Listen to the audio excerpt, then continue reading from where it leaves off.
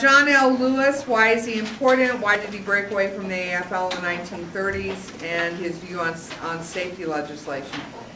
John Lewis is the person who was responsible for forming the CIO, which broke away from the AFL because they didn't think they were paying enough attention to various types of workers and their concerns. Lewis was a miner, and he was really concerned about mine safety, okay? And so he felt that the AFL was kind of ignoring various aspects or sections of their membership. So when they broke away from the CIO, it was a big umbrella union, but underneath were like parts. So like there was the miners, there were the Teamsters, there were the people working in car factories, okay? And each of those had addressed their own issues. So there was more specific addressing of issues with the CIO than it was with the AFL. Eventually, remember in the 1950s, the AFL-CIO comes back together again because unions don't have a lot of strength, and this is a way they can strengthen the union membership again. Why did the CIO members get kicked out of the AFL? Well, it was the idea of industrial versus craft unions. So industrial would be everybody who works in a factories in one union. Craft unions would be the idea of miners in one wing, car workers in another wing, whatever, going down the list, okay? The CIO did what in the 30s? They broke away from the AFL. The biggest factor affecting labor in the 1930s, the fact that there weren't very many jobs, okay? Overall, in the 1930s, the average unemployment was 25%. In cities like Cincinnati, Detroit, Cleveland, where you had a lot of big industry, upwards of 82%. 80% employment would mean in a classroom of this size, with all of you and me counted, that 4 families would have a job. That means we're going to let Sidra, Cameron, Emma, and Chris's families have jobs. The rest of us, there's no income coming into our household. So where are we living? We're living in parks and tents. We're living with grandma. We're living with aunts and uncles. We're living on the streets. Okay, I mean, things are even worse than they are today. Imagine 80% unemployment. So that's the biggest factor affecting labor, is the fact that there's such high unemployment and people are pretty willing to work for whatever they can. Labor events from late 1800s to the CIO being formed, it probably would focus on something like the Homestead Steel strike, the Pullman strike, Teddy Roosevelt making the mine owners sit down with the miners, and then the CIO splitting off. That would be my guess. So maybe they would put in 1882 the forming of the AFL. Dorothea Lange, her photographs reflected what? The depression. Remember, under the Works Progress Administration, the WPA, the government set aside some money to fund the arts. So writers could receive a grant to spend time writing a book, or people like Dorothea Lange was paid to go out and take photographs. Photographs of the Depression are always in black and white, not because they wanted them to look bleaker, but because they didn't have colored film yet, okay? Dorothea Lange primarily concentrated her photos on women and children. You see a lot of women in tents, you see a lot of women holding children, and everybody looks like they haven't eaten a decent meal in a long, long time. What sped the U.S. out of the Depression? Frankly, the answer to that question is World War II. So in 1939, when Germany invades Poland, we begin to help by selling weapons to the British, because we have a policy of something called cash and carry, so we can.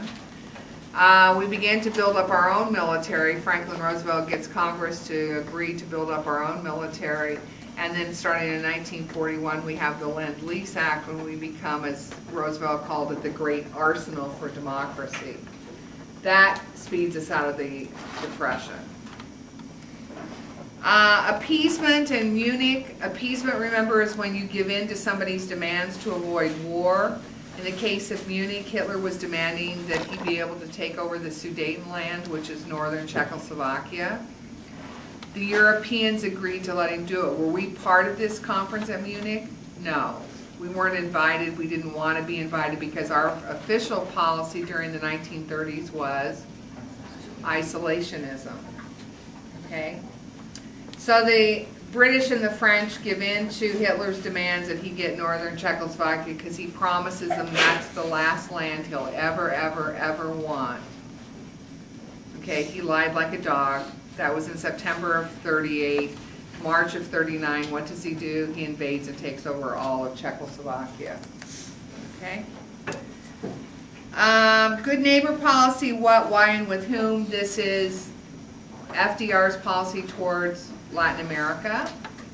Why does he do that? Well, he doesn't want to go to the expense of keeping troops in Latin America anymore, and he wants a better relationship with those countries. So for about 10 years, until the end of World War II, the United States did not have troops in Cuba and Nicaragua for the first time in most of the 20th century. Latin Americans liked this briefly. Then we went back to our old ways after World War II ended, but not quite as much as we had. Okay? U.S.-Japanese relations prior to Pearl Harbor, not very good. In 1931, the Japanese invaded Manchuria, and we issued the final term, the Stimson Note or Doctrine, or the Hoover-Stimson Note, which said we didn't recognize Japan's occupation of Manchuria, and we imposed economic sanctions and froze shipments of iron, coal, petroleum, and jet fuel, or airplane fuel, which were all things that Japan couldn't produce herself, and one of the reasons why she invaded Manchuria. We were in negotiations with the Japanese at the time Pearl Harbor was bombed about stopping the sanctions, unfreezing some bank accounts in America that we had frozen, that kind of thing. There are some Americans who think the Japanese were stringing us along. There are others who think that they had hoped to avoid war with us. But ultimately, Japan's goal in regards to Asia was that they would be the dominant force in Asia, and that the United States would not have a presence. Okay? Any questions about any of those terms? Let's look at the dates. So we have the bank holiday, the bonus march, Japan invades Manchuria, or the Kellogg-Briand Pact. Which is number 1? Pardon me? Kellogg-Briand, 1928. 1928, Kellogg-Briand. Number 2? Manchuria. Japan invades Manchuria, 1931. I just told you that. Okay. Number 3 happens under Hoover. The bonus march, 1932. The summer of 1932, you have the bonus march. One of the things that makes Hoover look bad for the election of 32, so it's one of the many reasons he loses. And so number 4 is the bank holiday, and it takes place right after Roosevelt becomes president, so that would be 1933. Okay? All right, the next set. Munich Conference, Pearl Harbor, Red Scare began, Scopes trial. Red Scare, 1919. Then Scopes trial, 1920. Then Munich or Pearl Harbor? Munich Conference. It's before we ever got involved. It's 1938. It's before World War II even begins. And then Pearl Harbor is bombed in 1941. Okay. World War I begins. Okay. And it's in World War I, John. 1914. Thanks, Matthew. U.S. enters in 1917, and then World War ends. The armistice signed in 1918.